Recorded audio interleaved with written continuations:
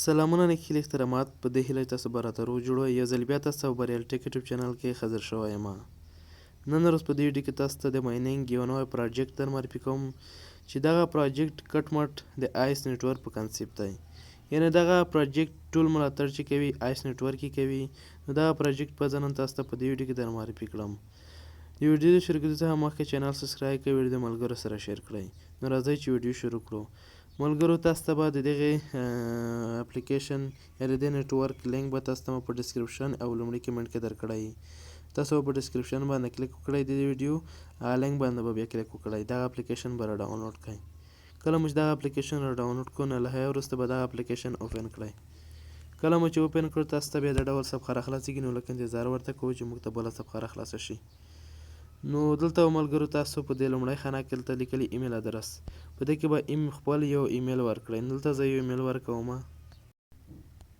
کله مو چې ملګرو خپل ایمیل ورکړل ته به تاسو په ساین اپ باندې کلیک وکړئ.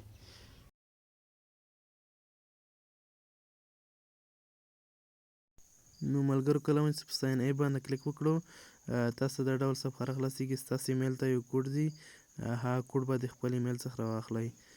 نو ایمیل ته ځو، دلته به لږ انتظار ورته وکړو. دغه د ملګرو کوډ راغی، دغه کوډ به تاسو راواخلئ.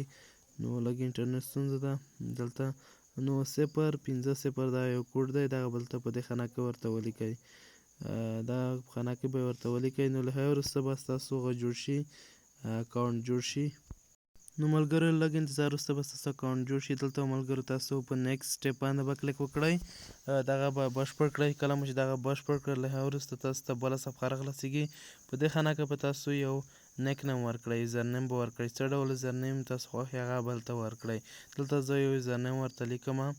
نو له هغې وروسته به تاسو په نیکسټ سټپ باندې به کلیک وکړئ. کله مو چې په دې باندې کلیک وکړو نو له هغې وروسته تاسو ته بیا بله صفحه راخلاصېږي چې په هغه صفحه کې به تاسو انوایټ کوډ ورکوئ.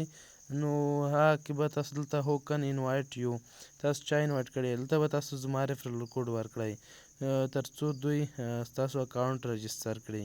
نو دلته به تاسو بیا په کمپلیټ باندې بیا کلیک وکړئ. نو ستاسو اکاونټ به جوړ شي او له هغې وروسته به تاسو مایننګ کوئ. تاسو به هلته بیا په کمپلیټ باندې کلیک وکړئ. کله مو چې په دې باندې کلیک وکړو نو ستاسو اکاونټ به جوړ شي. دغه ټول سټپونه به ورته نیکسټ کړئ یا به سکیپ آل کړئ. نو ستاسو مایننګ به سټارټ شي. او ملګرو د مایننګ د سټارټ کولو لپاره به تاسو لاندې په دې ایس ډبلیو باندې کلیک وکړئ. په دې آپشن باندې به کلیک وکړئ، ستاسو مایننګ به سټارټ شي. نو ملګرو په دې باندې کلیک کوئ. هره ورځ هر څلور ساعته بعد تاسو مایننګ به سټارټ کیږي. او د ایس ډبلیو نورې معلوماتي ویډیوګانې به تاسو ته په راتلونکي کې راوړم چې څنګه کې وایسي کولی شو. نو تر هغه وخته پورې ښه وخت، ښې شېبې درته غواړم.